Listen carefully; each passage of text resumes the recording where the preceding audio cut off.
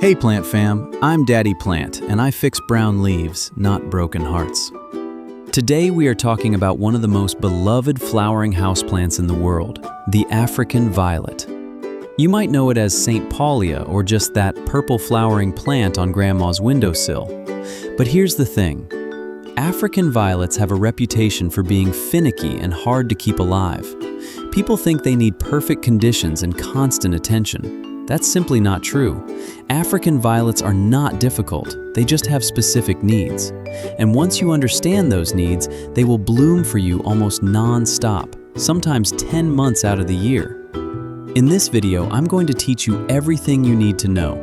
Light, water, soil, pots, fertilizer, blooming, propagation, and common problems. No fluff, no plant shaming, just real tips that work. Let's start with the most important thing.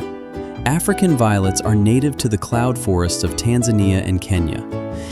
They grow on rocky hillsides, in pockets of rich organic matter, with bright but filtered light, consistent moisture, and high humidity. They never get direct sun. They never dry out completely, and they hate getting their leaves wet. Understanding where they come from explains almost everything about how to care for them. So let's start with light. African violets need bright, indirect light to bloom. The more light they get, without being in direct sun, the more flowers they produce. An east-facing window is absolutely perfect. Gentle morning sun gives them the energy they need without burning the leaves. A north-facing window works too, especially if it's unobstructed. A south or west window is too harsh unless you pull the plant back a few feet or use a sheer curtain. If the light is too low, your African violet will stop blooming. The leaves will become dark green and thin, and the stems will get longer. We call this getting leggy. If the light is too high, the leaves will turn yellowish or develop brown, bleached patches. The ideal leaf color is a medium, vibrant green. How do you know if the light is just right? The plant tells you. If it's blooming regularly and the leaves are a nice, medium green, you've nailed it. Now here's a game-changing tip for African violet lovers. If you don't have a good window, use grow lights. African violets thrive under fluorescent or LED grow lights. Place the light about 10 to 12 inches above the plant and keep it on for 12 to 14 hours a day. With grow lights, you can have blooming African violets anywhere, even in a basement. Now let's talk about water, because this is where most people get into trouble. African violets do not like wet leaves. If you pour water over the top of the plant, water can get trapped in the crown, the center where new leaves emerge, and cause crown rot. Once the crown rots, the plant is usually done. So how should you water? 3 good options. First, bottom watering. This is the most popular method. Set your pot in a shallow dish of room temperature water and let the soil soak up water from the bottom through the drainage hole. After about 30 to 45 minutes, when the top of the soil feels moist, take it out and let it drain. Second, use a watering can with a long, narrow spout. Water directly onto the soil, carefully avoiding the leaves and the crown. Third, use self-watering pots designed specifically for African violets. These have a reservoir at the bottom and a wick that draws water up to the roots. Now let's talk about how often to water. The goal is to keep the soil consistently moist but never soggy. Stick your finger into the soil. If the top half inch is dry, it's time to water. In most homes, that means watering about once a week. But always check the soil, not the calendar. Use lukewarm or room temperature water. Cold water can shock the roots and cause yellow spots on the leaves. And if you can, use filtered water or let tap water sit out overnight. African violets are sensitive to chlorine and fluoride, which can cause brown leaf edges. Let's talk about soil and pots. This is critical. African violets need light, airy, well-draining soil. Regular potting mix is too heavy and holds too much water. You need an African violet specific mix, or you can make your own. Here's a simple recipe. 1 part peat moss or cocoa coir, 1 part perlite, and 1 part vermiculite. This mix is fluffy and holds moisture without becoming waterlogged. Now let's talk about pots. African violets have shallow root systems. They don't like deep pots. The perfect pot is shallow and wide, about 1/3 the diameter of the plant. So if your plant is 6 inches across, use a 2-inch deep pot. This is why you see those special ceramic pots for African violets. They're not just for looks, they're the right shape. And always use a pot with a drainage hole, no exceptions. Self-watering pots are also excellent, especially for beginners, because they take the guesswork out of watering. Let's talk about humidity and temperature. African violets love humidity. They prefer humidity around 50 to 60%. In most US homes, especially in winter, humidity is much lower. The signs of low humidity are brown, crispy leaf edges and slow growth. To increase humidity, you have options. Group your African violet with other plants. Use a small humidifier, or set the pot on a pebble tray filled with water. Just make sure the pot isn't sitting directly in the water. Do not mist the leaves. Misting can cause leaf spots and crown rot. As for temperature, African violets like it warm, between 65 and 80 degrees Fahrenheit. They can handle down to 60, but cold drafts are a problem. Keep them away from drafty windows, air conditioning vents, and exterior doors.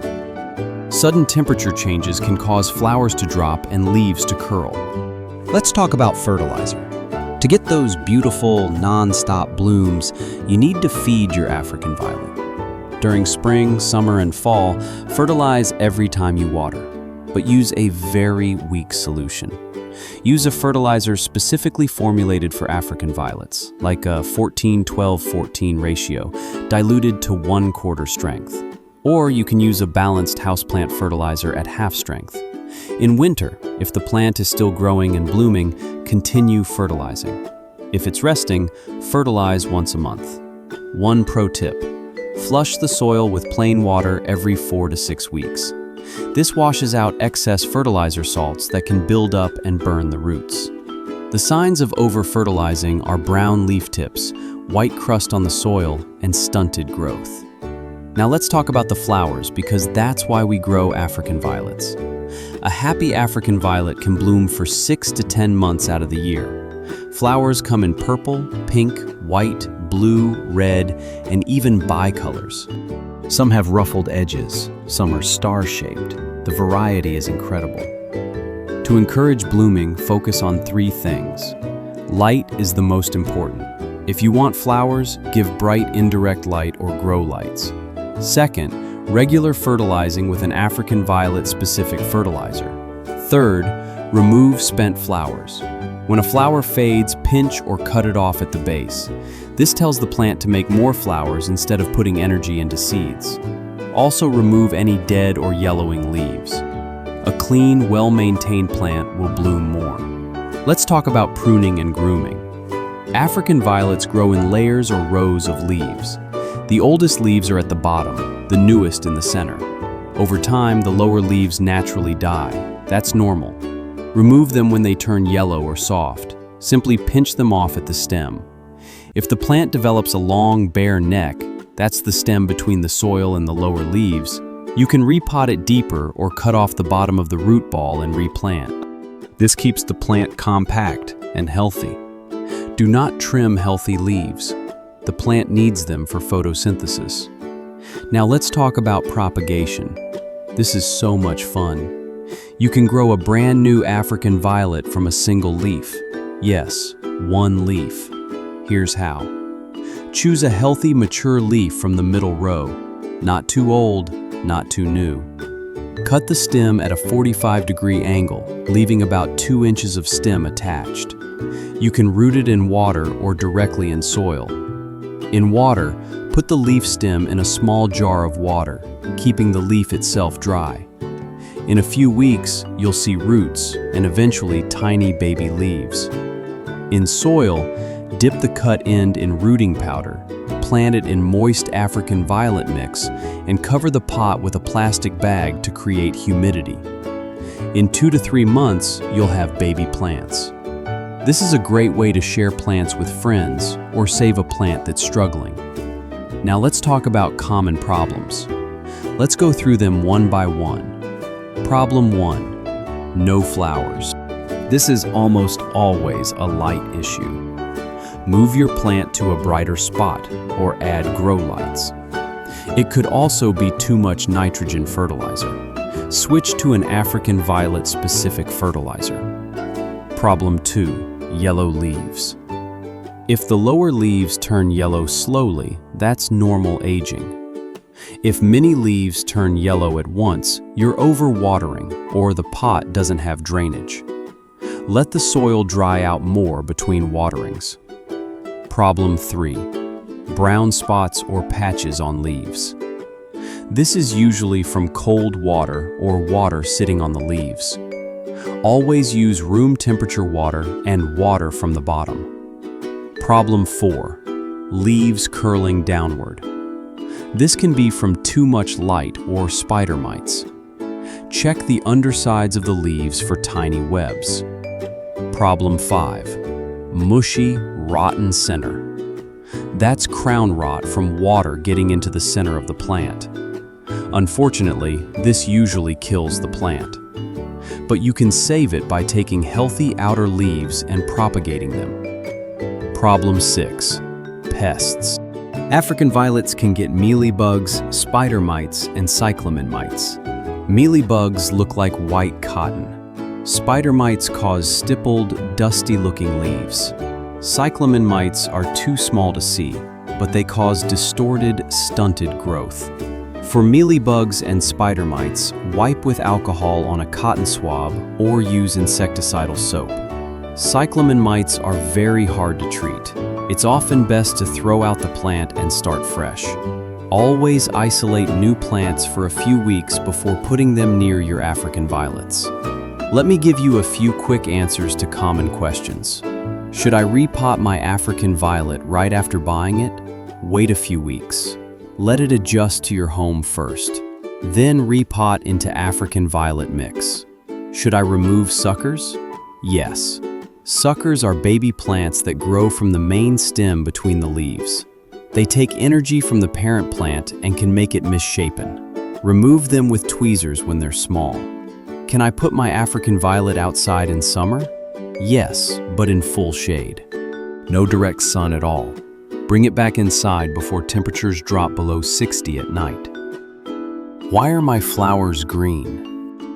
Green flowers usually mean too much fertilizer or too much light.